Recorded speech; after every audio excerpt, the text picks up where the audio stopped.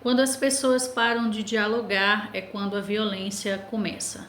Essa era uma das frases ditas por Charlie Kirk, ativista conservador americano que foi assassinado brutalmente na semana passada.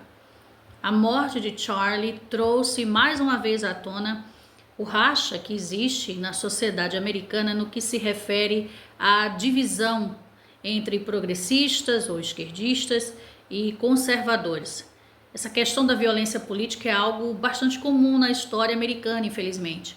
Alguns assassinatos de pessoas com high profile nos Estados Unidos, principalmente na década de 1960, mostravam, né, ali as divisões sociais, culturais e políticas, obviamente. A guerra cultural entre esquerda e direita é algo muito forte nos Estados Unidos, algo que é forte no Ocidente também.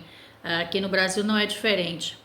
É importante sempre olharmos para o passado, porque a história traz lições que são necessárias para o nosso aprendizado. Se você aprende com as lições do passado, não repete os mesmos erros.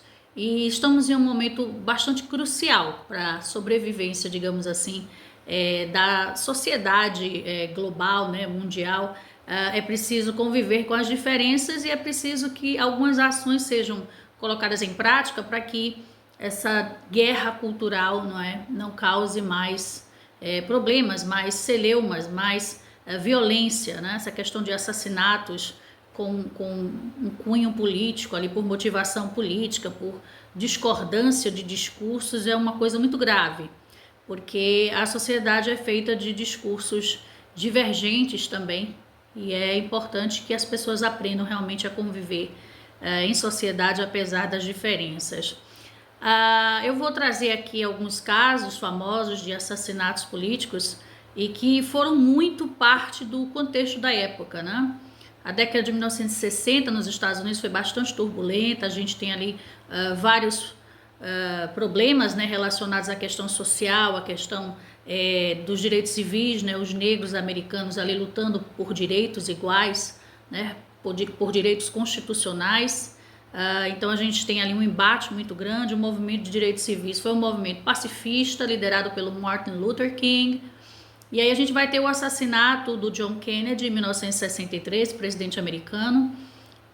Foi um assassinato que até hoje é algo extremamente presente na memória americana, né? Os Kennedy são considerados quase como uma família real nos Estados Unidos. Então o assassinato do presidente americano, né, há uma comoção muito grande nos Estados Unidos. Até hoje é um trauma nacional, né? Um trauma na sociedade americana. E após o assassinato do John Kennedy, e aí existem várias teorias, né? Várias suposições sobre motivações e tudo, a gente vai ter ali em 1968, no mês de abril, o assassinato do Martin Luther King, que era o líder dos direitos civis, né? O movimento pacifista. O Martin Luther King se inspira no Gandhi, no Mahatma Gandhi, que foi líder do movimento também de independência ali da Índia, né? Do poderio ali colonial inglês no século XX. E aí é um movimento pacífico, eles usam a não violência. Então quem participava do movimento, né, quem fazia parte de todas os processos ali do movimento, né, do movimento dos direitos civis, não usava de violência, né? A gente vai ver o contrário, por exemplo, com os Panteras Negras, que vão lutar também pela igualdade dos direitos da população negra, mas utilizando realmente a violência e como justificativa a ideia de que os negros estariam apenas se defendendo e revidando o que já vinha sendo feito contra eles desde um bom tempo. O Luther King é assassinado em abril de 1968 e lá na frente a gente vai ter, 2 meses depois, né, o assassinato do Robert Kennedy, que à época era senador americano e estava ali lutando para ser o candidato democrata à presidência da República. O Robert Kennedy, inclusive, visitou o Brasil como senador. Ele fazia parte ali de uma turnê, digamos assim. Ele visitou o Brasil, o estado de Pernambuco, né? Havia ali uma movimentação à época no estado de Pernambuco, com a Sudene, com toda aquela questão de tentar trazer o Nordeste do Brasil, né, para a área do desenvolvimento. E aí o Robert Kennedy veio aqui e ele foi assassinado no Ambassador Hotel, né, no Hotel Ambassador lá na Califórnia, quando tinha ganho ali as primárias da Califórnia e certamente seria o candidato à presidência da República pelo Partido Democrata. Esses 3 assassinatos, não é, nessa década de 60, mostraram o quanto a sociedade americana estava polarizada à época. Então você tem questões aí ligadas ao direito civil dos negros, você tem a questão da desigualdade social muito forte nos Estados Unidos, a questão da divisão política, né, democratas, republicanos, as mudanças culturais, né, sociais daquela década. É uma década extremamente problemática do ponto de vista da convivência ali, das diferenças, e a gente está numa época realmente que me faz lembrar dessas dificuldades enfrentadas pelos americanos na década de 60. A gente tem também a questão dos protestos contra a guerra do Vietnã. Os Estados Unidos se envolvem ali numa guerra na Ásia e é uma guerra bastante impopular no país.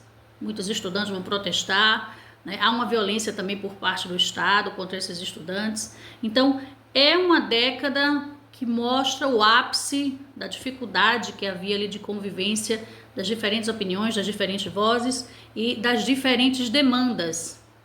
O que a gente pode aprender de repente com os acontecimentos da década de 60 e com esses 3 trágicos, né, assassinatos aí de 3 figuras extremamente importantes para aquela década no que se refere à convivência entre os diferentes e ao avanço, não é, de políticas que trouxessem o bem-estar para vários grupos, várias populações ali. Então a gente precisa realmente construir pontes, né? O próprio Charlie Kirk tentava fazer isso por meio dos seus debates em universidades americanas. Essa ideia do diálogo é muito importante e ninguém deve ser assassinado por ter ideias diferentes. Nesse fim de semana também houve uma passeata na Inglaterra, na cidade de Londres, e foi bem confuso porque a mídia, né, como sempre, continuou chamando os manifestantes de fascistas, de ultradireita, quando na verdade, se tem alguém ali que tem esse pensamento, deve ser em número bastante menor, assim, bem pequeno, porque a maioria das pessoas que foi realmente protestar eram cidadãos britânicos comuns que estão descontentes com algumas políticas do governo. Mas a mídia insistiu em chamá-los de fascistas, de ultradireita, inclusive gente do meio político, né? A mídia a gente já sabe que tem um viés muito para a linha do progressismo e tudo mais. E todo mundo que discorda da agenda progressista geralmente é pautado, é colocado como ultradireita ou fascista. É importante a gente ter cuidado em relação aos termos, as expressões que usamos, porque essas expressões têm, né, implicações. Então, quando você chama alguém de fascista, você tem aí uma situação bastante complexa. Você está acusando essa pessoa de fazer parte, de, né, abraçar uma ideologia bastante sanguinária, uma ideologia bem maligna, bem totalitária. E a maioria das pessoas realmente que discordam do progressismo simplesmente são pessoas que a gente poderia classificar como conservadores ou de direita e não fascistas. Então é preciso ter um cuidado com os termos usados e não colocar todo mundo no mesmo balaio, né? As pessoas têm opiniões diferentes, é preciso que haja uma convivência, um diálogo, como dizia o próprio Charlie Kirk, e que isso aí não descambe para uma violência. A sociedade ocidental está diante de um grande desafio e um dos meus conselhos seria realmente olhar para trás, principalmente a sociedade americana, né, que é bastante polarizada em termos culturais. É muito mais comum esse tipo de acontecimento nos Estados Unidos do que no Brasil, por exemplo.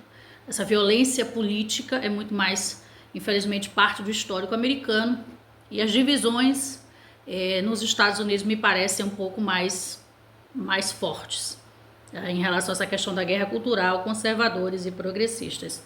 É preciso achar um meio termo aí para que a convivência exista e que a sociedade possa conviver de maneira pacífica, apesar das diferentes opiniões. O que não pode é haver violência política e principalmente essa violência extrema que vai até a última consequência, com o assassinato, né, e o silenciamento daqueles de quem as pessoas discordam.